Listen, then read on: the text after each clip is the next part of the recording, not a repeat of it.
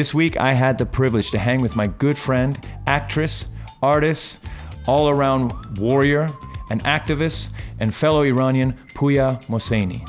She is as funny, as she is moving, as she is insightful, as she is kind, as she is just an all-around badass woman, as well as refreshingly and brutally honest.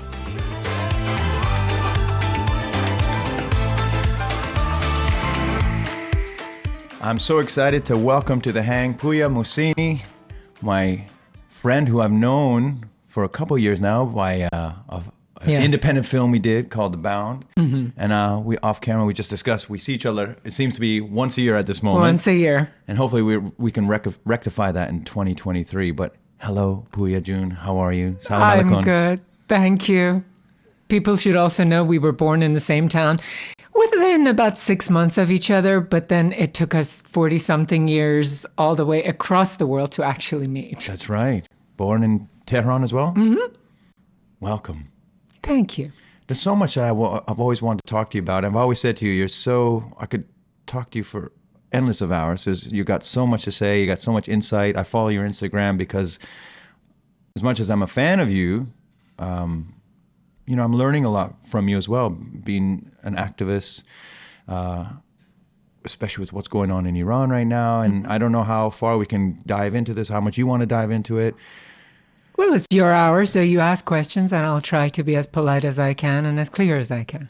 Well, this is for you. But one thing I did want to talk about today is, especially because this rings true and you see it every day, and I have a complicated relationship with social media these days because you want to, I don't know, at times I'm like, why am I even on it? I want to come off it. But then sometimes it's entertaining and sometimes it's educational. And a lot of times it's just frustrating because it's not real. I think we should all look at social media. It's a thing, like any other thing. You know, apples are good if you have one a day.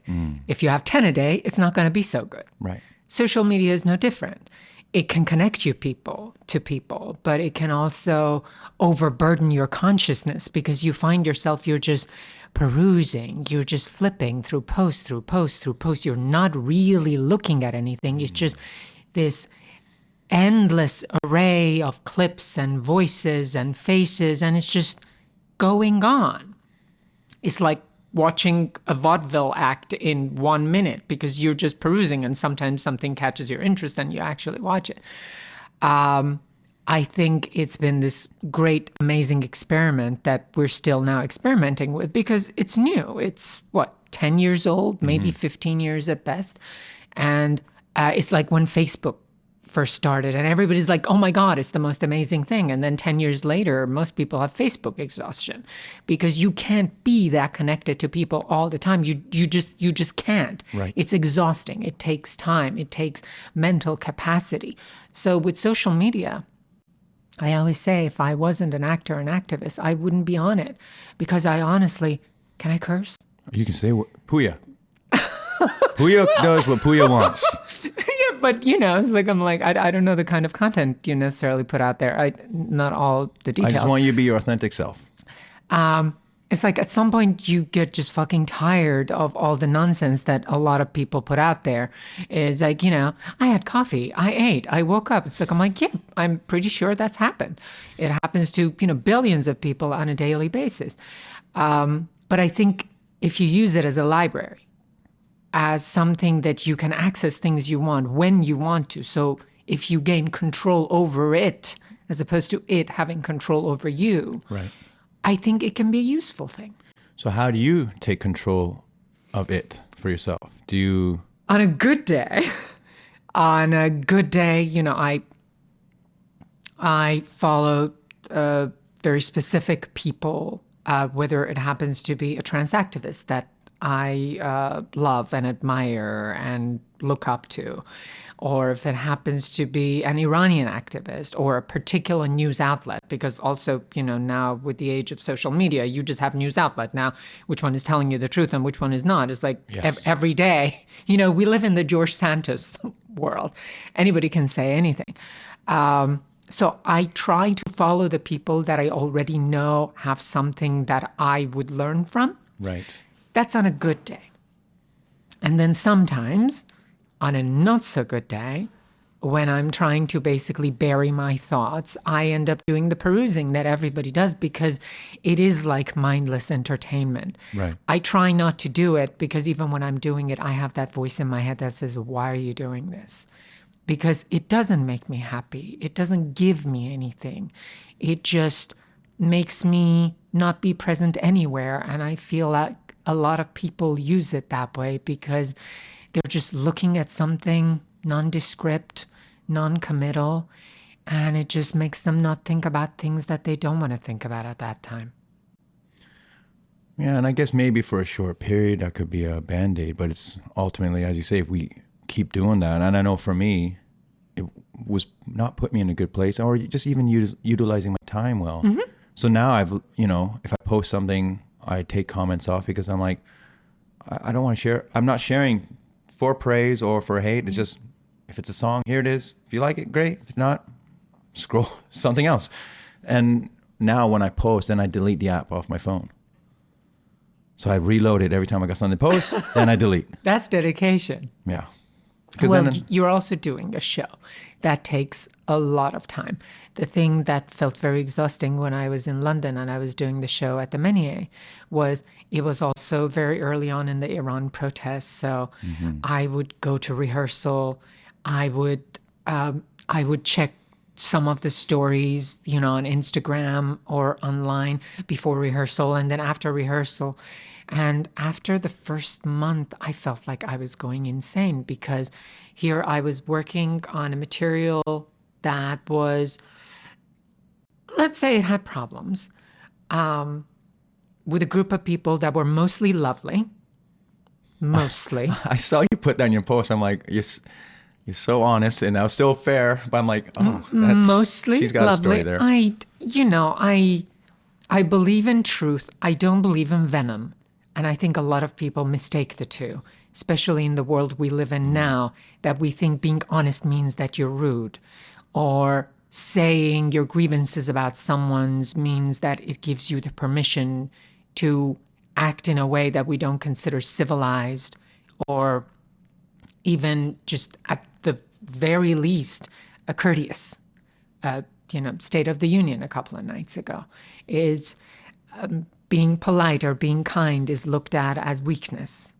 And that was something I had to grapple with in London. But I still believe in it. I still believe in kindness because at the end of the day, I am very selfish. I am very self-absorbed. And I have to be able to live with who I am. And I don't really give a fuck what other people think about who I am because I've had to live my life that way.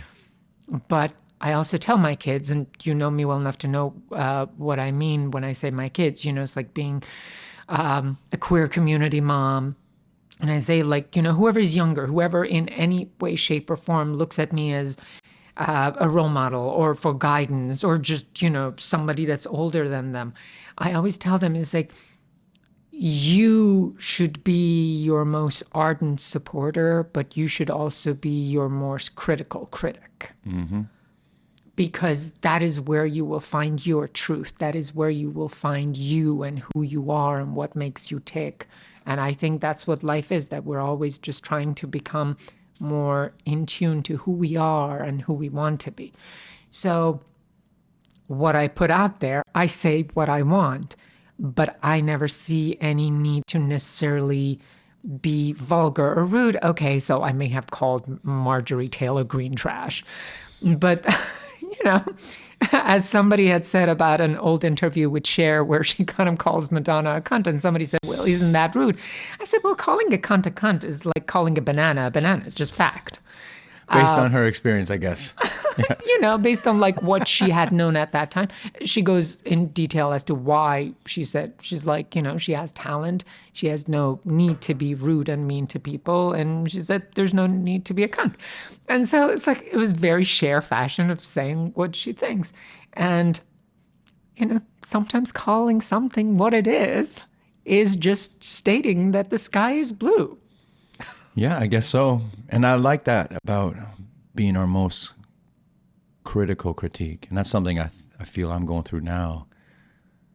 And I don't know, maybe it's a product of the pandemic, and it's a product, I don't know, this whole, you bring up the Iran protests, and as an Iranian, I'm finding myself, because, we live that. And sadly, it's still ongoing, and even more now than ever, but it's amazing seeing Enough is Enough, how this is women-led, initiated, and inspired. To see that happen over there is so powerful, and it's something I don't know how to speak about, if I'm perfectly honest, as an Iranian. And I find myself closed up about it, or I look to you on your Instagram. I looked at Ahmed Jalili, Aryan, because I feel they say it so eloquently. You guys say it so eloquently, and it's something I'm learning from. And then I can have the conversations with my family about it, my Iranian family, and try and ask those questions and learn from it. But also, because we lived it, I know what it did to my family back in the day. I don't want to talk about it publicly right now, or at least give a personal twist on it. That's also totally fine. See, this is one of the things, especially in Iranian culture, and it's like in this case, I can say, well, maybe it's the same way if you come from a Chinese culture, but obviously I don't have personal background on what that's like, so I'm not going to talk about that. But you can even see in the opposition, the Iranian opposition against the Islamic Republic, we have not been trained to accept people who say things that are different from us unless they're our enemies. So either you completely agree with me or we have nothing in common.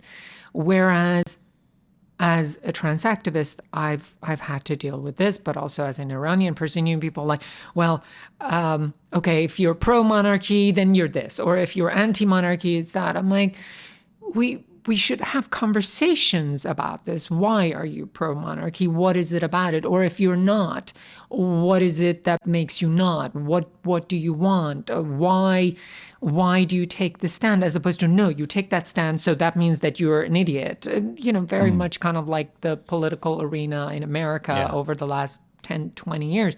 But, in Iranians, we are very good at this. If I want to criticize you, if you are a woman, especially if you're a woman and you do something I don't agree with, and this came to the surface a few weeks ago when Shahnaz Tehrani, this, is like beloved movie star from before the revolution, said something that she basically showed her support of Prince Reza Pahlavi. So it's like, that's her point of view. I don't have to agree with it.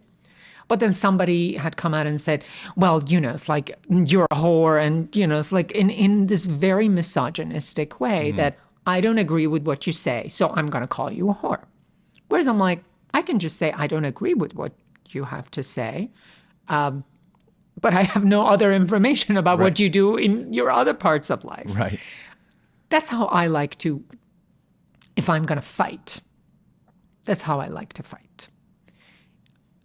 In our business, you can't realistically like everybody you work with. No. And you don't have to like everybody you work with, but you rely on professionalism. That, you do your rehearsal, you show up prepared, you do your work, you do your work on stage, you're there to give a show. But when you're not professional, then it's not a matter of liking someone or not. It's a matter of not being able to trust someone as a colleague. And that's different. It's the same about an opposition. It's the same way about a revolution. It's when people talk about their experiences of Iran, I'm one of those families who suffered a lot because of the revolution. But I know a lot of people who suffered more. There were people who lost their whole family members during the war. Mm-hmm. I cannot undermine their loss or their sacrifices. But my family fell apart because my brother was 17 in 1987, and my dad smuggled him out of Iran, and I was 9. One day my brother was there, and then the following day my brother wasn't there. No one explained to me. We sold our home because of that. It was like many families fell apart like that my uncle who left Iran in 78, who couldn't come back. So my grandparents, suddenly had a child that they couldn't see unless they went to America because he couldn't come back. And there are tens of thousands of stories, if not more, very similar to this. People who were somebody in Iran, they were engineers, they were doctors, but they escaped with their family and they ended up becoming gas station attendants. We knew stories like that. But life happens. It doesn't really ask you if you're ready for it or how you feel about it. You just try to stay afloat as best as you can. And I guess that's been my life. When did you leave Iran? I left Iran in December of 96. I was 18. Oh, 96. Yeah, because we left in 78. Well, you bougie people. We had to. A lot of people stayed just because they thought that things weren't going to get really bad, or they didn't have particular affiliations. We weren't a religious minority. We weren't a political family. My grandfather was a retired army general.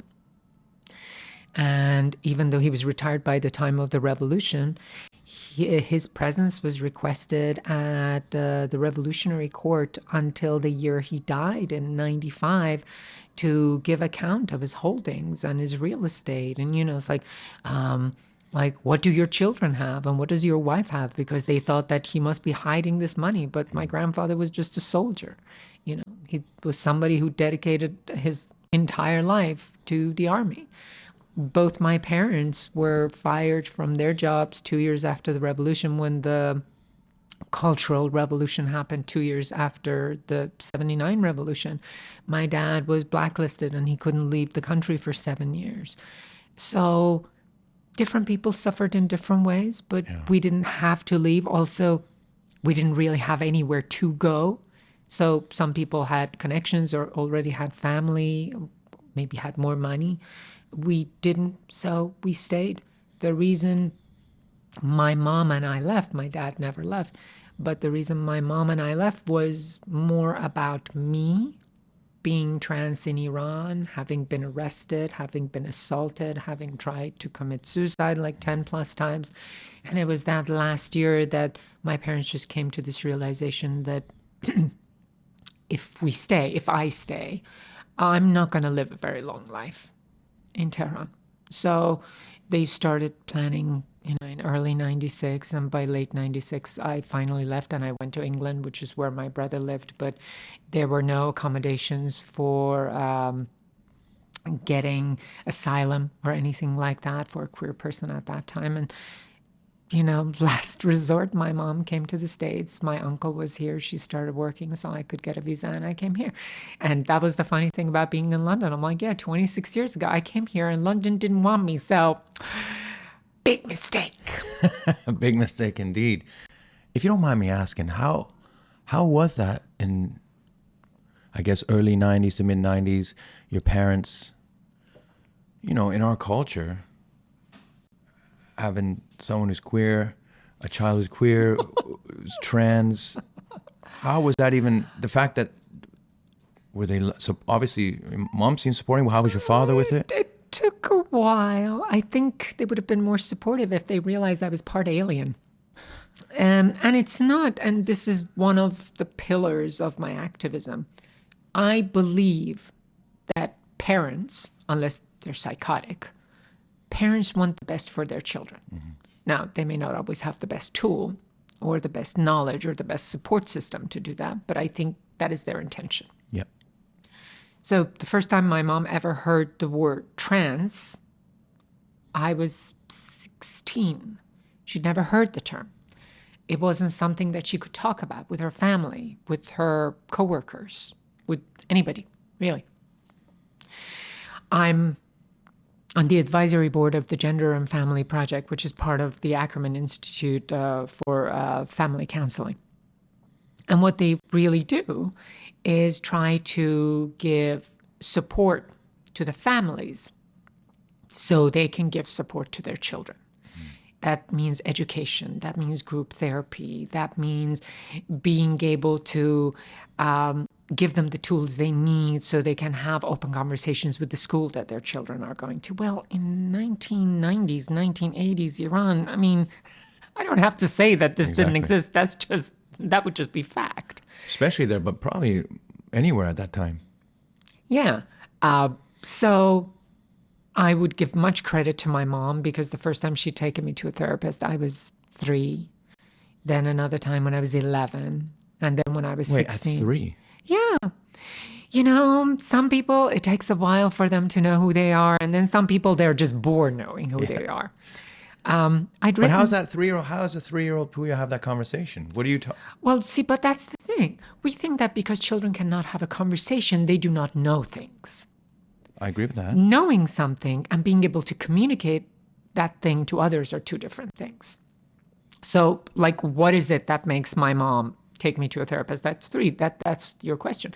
It's not. I wrote an article. I said I was born a girl in a boy's body, and in it, I wrote that we think that queer people, or specifically trans and non-binary people, are confused. They're not confused. The confusion is really the outside world, because the child has an idea of, in this large picture of society, you know, think of it as like a vignette. They have an idea of where they want to fit in that tableau, what role they want to have. I wanted to be a mom. I had no idea at 3 that that wasn't what society had intended for me. But when it came to toys, you know, you put a truck on one side and you put a doll on the other side and you put, you know, little like, you know, I don't even know what you call it, like playing house toys. And it's like you put a child and the child knows which one they want to play with. I knew which one I wanted to play with. And so the therapist at that time had told my mom, don't make a big deal of it. It's just, you know, kids experiment with toys. And, you know, your child will just grow out of it in time. Right. Well, you know, the thing of like, it's a phase. I mean, life, we're always evolving. Yes. Our identities evolve as we know ourselves more and the world around us, and we have experiences. I completely understand that. But people also know who they are. They know what they like. They know how they see themselves. They know how they like to be seen. So at 3, I knew I wanted to play mom. And at 11, I still wanted to play mom. Admittedly, not the most progressive idea of womanhood. However, just bear with me. I was 11 and it was the 80s and I was being raised in a Muslim country. So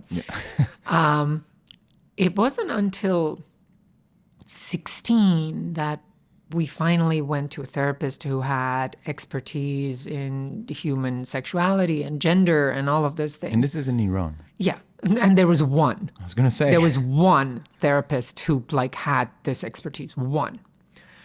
I see, Mike, my thought right now, sorry to interrupt, is how are they even allowed to practice that at that time in Iran? Well, I mean, because, you know, they probably wouldn't be able to do that now. Well, they would because, see, it's still therapy. They're talking to people about, let's say, their, you know, sexual inadequacies, you know, helping couples and stuff like that. So the fact that in a country of, at that time, 70 million, there's one doctor in the middle of Tehran, that the way that we came across this person is that his wife happens to be my mom's coworker. That's like, you might as well be looking for a needle in a haystack. Yeah. Because how would you even ask who to go and see? So at that time, this person, you know, talked to me and I was like, my first thing was like, I think I'm crazy. Like, this is what I'm thinking. This is what I'm feeling. This is how I see my life. But I must be crazy because, you know, that can't be, because the world has told me that, no, it can't be. And then he told me, you're not crazy. The first person to tell me you're not crazy. But then explaining that to my parents, they couldn't accept it. So then they tried to cure me, because that's what the world around them told them, that that's what they should do, that this is a disease and it should be cured. And it's not that different from what the right-wing political arena of this country is trying to say. They're like, oh, they're grooming out children because they're telling them about these different identities. I'm like, yeah, because that really worked for straight people trying to groom their gay kids, right? Because, yeah, I mean, okay. But my parents tried their best as parents to cure me. Therapy. I got tested for so many things. There were, it's like all of the different hormone levels in my body. By the way, fun fact to know about me, ever since I was 15, I had enough prolactin in my body to apparently nurse a child. But one of those weird things, I'm like, okay, so I have this very high level of hormone that usually nursing mothers have. Or I went to the medical But it's just a phase. Yeah. Or I went to medical examiner's office because that was part of like getting the permit to then get an exemption from doing compulsory service to then be able to, either leave the country or have the surgery and all of that. The examination process that I had to go through, I was physically examined at the medical examiner's office. I was interviewed, more like interrogated by a panel of judges. Now, who in those 15 people were doctors? I don't know if any of them were, and asking these very graphic questions. I was 17.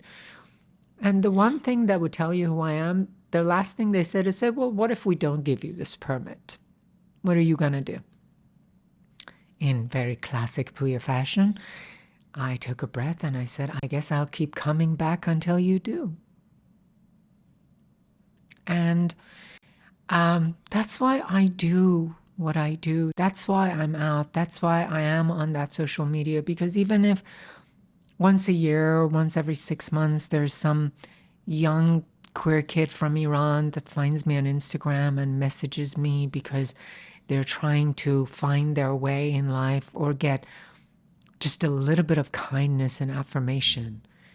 And if I can do that in any shape or form, if it's an hour phone call, if it's them just knowing that I exist, then that is as much meaning as I could have asked for from my life. I think we can all use a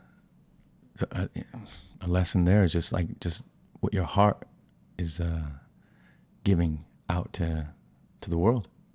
Kindness doesn't cost anything. No. But it's worth a lot. Look at you being deep in thought. Well, there's something about you, Puya. Since I met you on that film set, when I saw you in English, and you did that speech, I couldn't breathe. It broke me. And there's something, I don't know, there's something about, obviously, Iranian connection, I don't know, but yeah. It's beautiful people connection, Ramin. Well, you have that in oh, shoosh. Okay, Come on. you're a Broadway heartthrob. Okay, let's not be like, oh, no, you. Okay. An aging one who's trying to, at 44, I feel like I'm 14 again, trying to figure out, what am I meant to be doing? I love my age. And I think through my life, I've been married, I've been divorced. I look at my life, people are always trying to find like, what is the purpose of life and why are we here? I think that is life. Life is trying to figure out what is it you're meant to do. And every day you just, one more piece of that puzzle. And sometimes you find the piece and sometimes you look for the piece. But I think that's what life is. Life isn't this other thing. It's not that, you find all the pieces and then you go and do this other thing. Right. It's like you find all the pieces and then you go to Boca Raton. That's not life. Boca Raton is also part of life, or somebody's life. But the older I get, I've now found who I am. And every day I find a little more of that. And liking myself, liking the things I stand for, liking the things I believe in, liking the energy I put out there. But that doesn't mean I don't question it every day. That person treated me that way. What should I have done? Did I do the right thing? Even, that particular word that I used in the beginning, I said it's not a word I use very often, but sometimes it's very accurate. But even in a situation like that, I was tempted I was tempted to show what makes me a New York bitch. And I decided that that was beneath me. Not because I'm some, bougie ass woman who cannot get down and dirty. I can get very down and dirty if I need to. But it comes down to, how am I going to live with that person that I would become if I do that? Right. As opposed to, I'm a huge believer in what Michelle Obama said: when they go low, you go high, and it doesn't mean it's easy. It's not I don't easy. think doing good things are easy, but that's what gives it its value. Because if you do something and piss me off, my most guttural instinctive response to be like, oh, you, whatever. But sometimes taking a step back, I think it's like working a muscle, working your kindness muscle. And that's what I like. I'm not saying what other people should do. I always say, if I can manage to pull up my own pants on a day, that's a good day. So I'm not responsible for pulling up other people's pants. And if somebody wants to know why I do something or how I do it, I'm more than happy to share, because I've seen a lot. I've seen a lot of unkindness. I've seen a lot of kindness. And I'm like at a halfway way through my life at 45. I'm just 6 months older than you, about. And I look at it with the fact that I like to absorb all the things I like about the people I like and just become a fuller, more expansive person. That's what I want. And with social media and whatnot, do you find it? Because I get hate, so I'm assuming you do as well when you put yourself out there. I don't as much anymore, but there was this woman a few years ago. I assumed that she was a Trump supporter, and she started trolling me. And then, she literally had done a deep dive into everything I had ever posted. And she was commenting all of these things about, I'll never be a woman, and my hand looks like this, and my arm looks like that, and, God loves you, and again, I cannot not be me. So one thing they said, it's like Jesus or God is waiting there for you, it's like for you to get on your knees and beg for forgiveness, and in a very sassy way. I said, I've gotten on my knees many times before. One more time isn't going to kill me. But like my last remark to her was, I'm like, you're talking about my body. Like, my hand is this way and my foot is that way and my face is this way and I'll never know.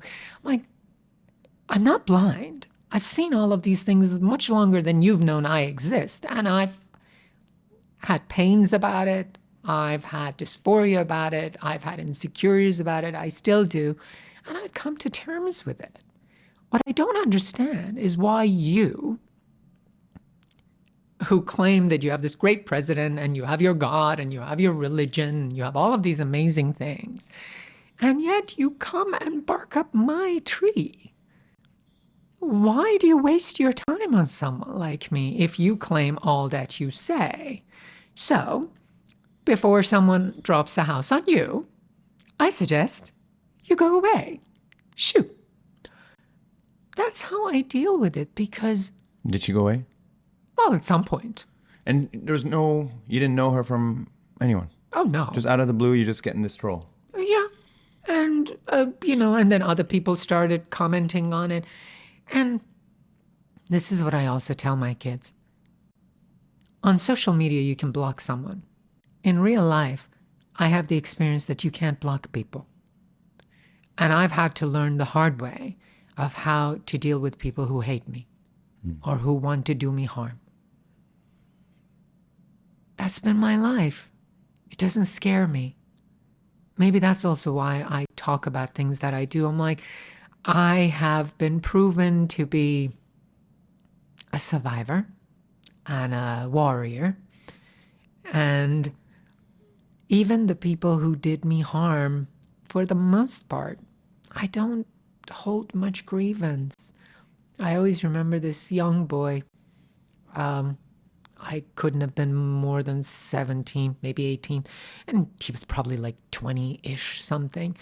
And, he made advances towards me and I declined. And he made advances again and I declined. And then I got out of his car. And then I guess his ego was bruised and then he tried to run me over with his car. But he didn't. I mean, he wasn't able to. And some people are like, well, that's a horrible man. I'm like, I don't think that's a horrible man. I think he's a man who's lived in a society who has not allowed him and taught him how to express himself and his desires in a healthy way, or how to deal with rejection in a healthy way. And, his gairat, his ego, his honor is bruised, and now he has to do something about it. I hope that he never did something like that again, but I'm not going to go through my life holding anger towards him. Well, I think warrior is a great word to describe you. And where you get that sort of amount of grace and compassion and forgiveness and love, where does that come from? Do you have faith? Because usually when I hear people talk like that, they connect it to something, or whether it's religion, whether it's faith, spirituality. I always say I'm a bean counter. My dad was an accountant. My mom was a teacher. I always look at things in a very logical, 1 + 1 is 2 kind of way. I will ask you, what would be the alternative? Holding anger? Would that make my life better?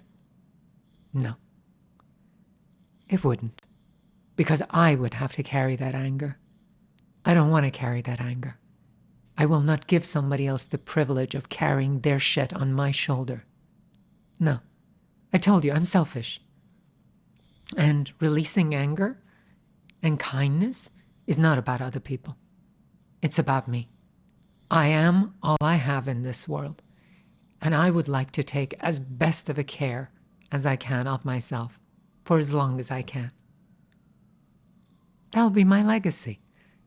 Everything I do in life, this may sound funny to you, I always do it with the point of view of how will I look at this when I'm in my 90s and I'm in my deathbed and I look back on my life, and how will I judge this moment?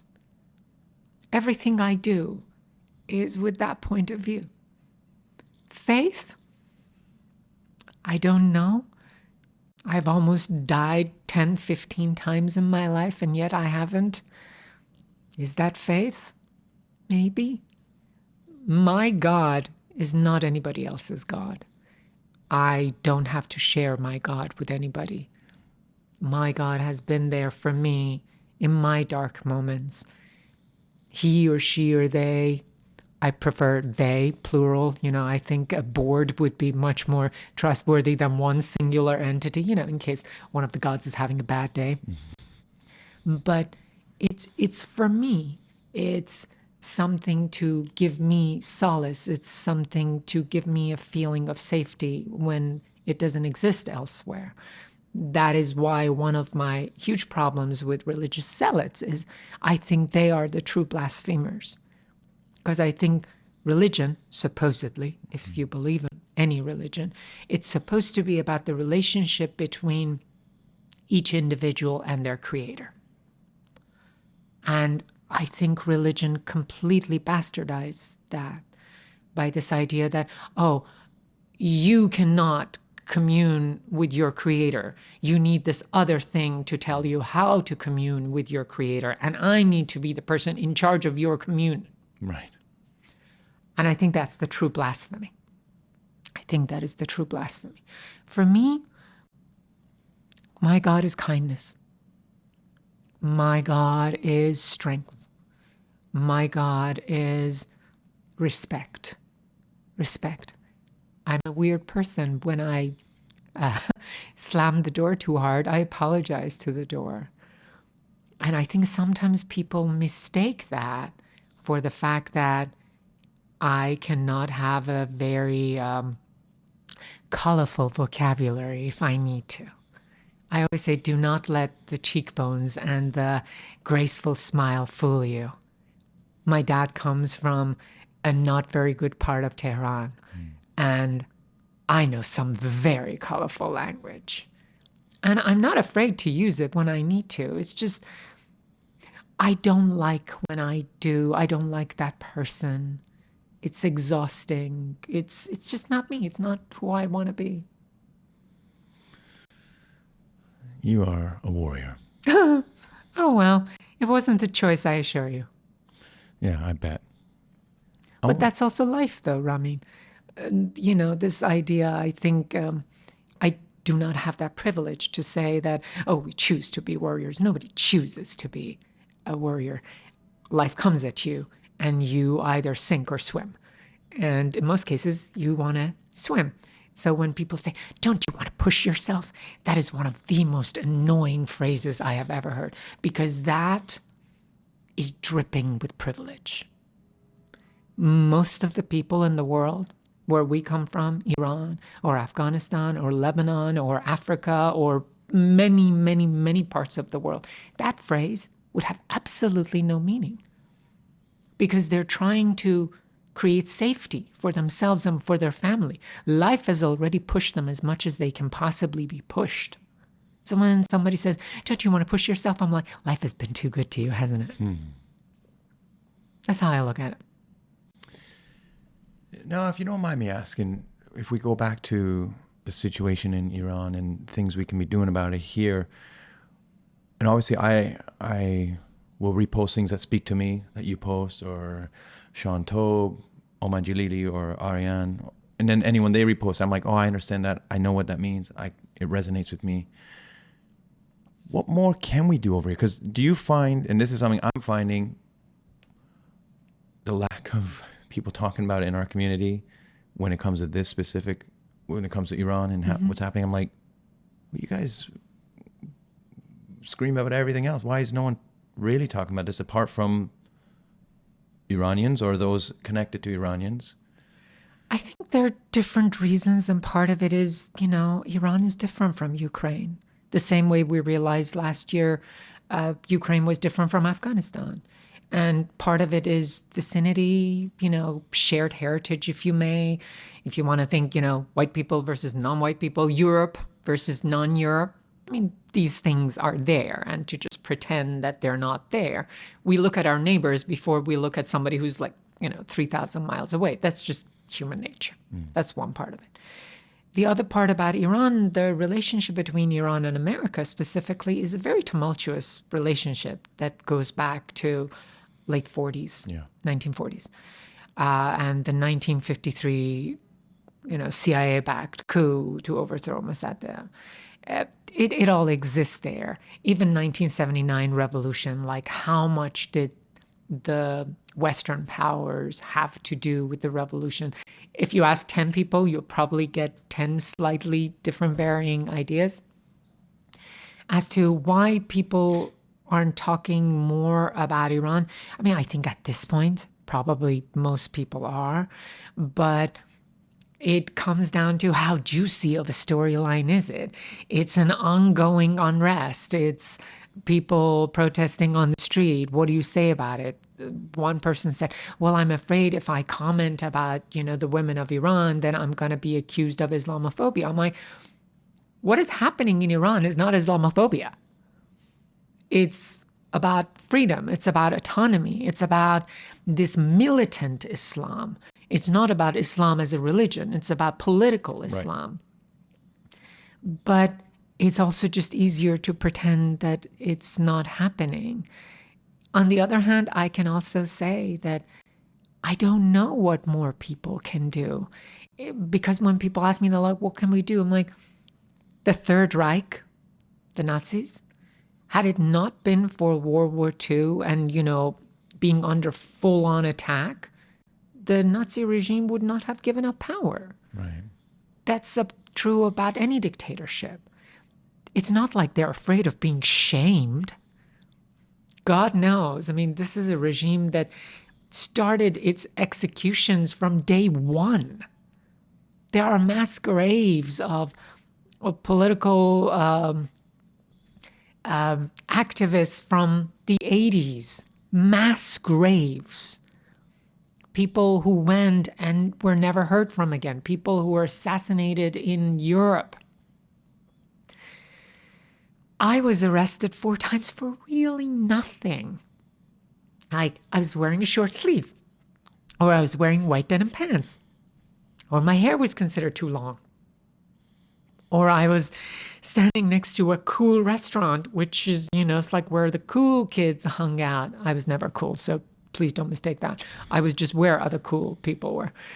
And I was arrested. And one time, during one of the arrests, I had a panic attack, anxiety attack, and I passed out. And my dad came and took me out. It's like, that's the regime. This regime is not going to change. It has no intention of changing. If it wants to change, it will no longer be what it is. Now, how will you end this regime? Now, that's the million-dollar question, because some people say that, it's like if you attack Iran.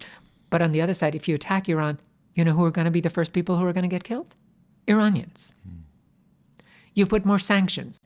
Who are the first people who are going to suffer? Iranians. Whatever you do externally to Iran, the people are going to suffer. And this is what people said years ago. I'm like, why do you think the sanctions are important? They're like, well, you will bring the Iranian people to their knees and that will put pressure on the regime. I'm like, do you know how cruel that sounds? That is absolutely atrocious. But in the large world of politics, my grandfather was a retired army general, and he said one thing, and I will always remember. He said, what I learned in my 30 years of being in the military, I learned that the least valuable thing in the world is a human life. Because we do anything and everything under so many banners, religion, patriotism, whatever, you name it. There's no shortage of the list. And we sacrifice people for it. And so far back as you go, it's been done. In the name of Christianity, in the name of Islam, in the name of Germany, in the name of China, in the name of America. I mean, there's no shortage of killing. Human life, that is the core thing we have to discuss. Human life, in the large scheme of things, has no value.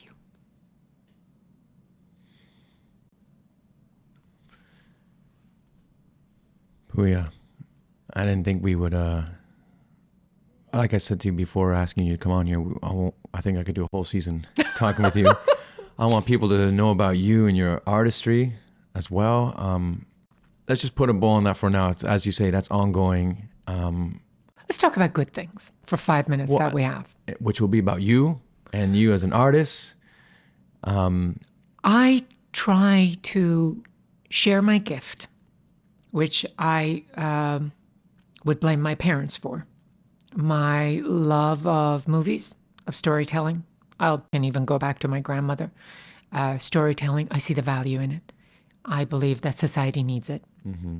It's like a mirror that you hold up to society of what it is or what it can be, what it should be, maybe. I, along with a very close friend of mine, Shayan Ibrahim, we made a short film to use as a pitch for a feature film. It's called Always Azizam, and it's the story of an Iranian trans woman being with her fiancé, and a very Iranian idea of what would happen if this bride-to-be or if this girlfriend of the boy meeting the family of the boy. And how would we navigate that within an Iranian American culture or within an Iranian culture? And I thought that's something that I would like to do, that I am proud to be a part of. We shot it about a year ago. It's being, edited and color corrected and all of that stuff. And I can't wait for it to meet the world. And hopefully we will get enough backing to make a feature. So in a good way, when you talked about, kindness and what do we do? we try to put what we believe has value out in the world. And then the people who find value in it, they will find it, they will follow it. So to think that I can make a movie where it has an Iranian protagonist who is trans, who will not be killed, who will not be assaulted, who will not have a miserable, treacherous end in that story, that is what I would like to put in the world. Because I also feel that when people see things, it puts ideas in their head. Mm-hmm. And if I can put an idea that can save a life or that can make a generation just feel differently about who they are and their place in society, then that's what I would be very proud to have done. When can we expect to see this, or how can we help support it? If you follow social media, no, it's like it has not come out yet, but sometime this year we are getting it ready to be submitted to things. And as soon as it does, I'm gonna put out the bat signal out there, Okay. and I'm gonna ask all my Iranians, all of my queer allies, anybody and everybody who sees value in what I do and what I'm trying to do, and I will put, because it's a story that's never been done, which is sad, but I would like to be part of it. I would like to make it happen. And more importantly, so that the generation of artists that come after us, they're like, oh, well, if she did it, I can definitely do it. 100%. And this is where I think representation really matters, Yeah. and really makes a splash and inspires, and those ripples Yeah. go further and further every time. Proud of you. And I have to say, thank you. I mean, like, I'm talking to Ramin Karimloo. Oh my God, me lucky girl. are you kidding me? You've brought class, you've brought insight, you've brought education, you've brought artistry to this hang. The two yahoos I had before this, it's like night and day with what I'm gaining from this, just as a human, as an artist, and as a friend. I wouldn't mind the career of the two yahoos you were talking to. And by the way, I do not think you were yahoos. Ramin called you yahoos. But I want to say you are a warrior, and you are very cool. Thank you. I love you. Would you come back? Sure, if you ask me. Anytime. And we'll make sure all the links of things you're connected with, organizations that help, that people Thank want you. to seek out. And if people do want to get in touch with you, who want to feel like there's something in here that they've resonated with, I they're am okay? on social media. Okay. Puya Land, like Disney, but not. Poyaland. I'm very me, and I've always believed that I have a world, and anybody that wants to be a part of it is more than welcome. And I think anyone in any walk of life could gain by following you, just because of your heart and grace and I wouldn't go kindness. that far, but I'll take it today. It's Thursday. I'll take it too. Love you, darling. Thank you. Love you back.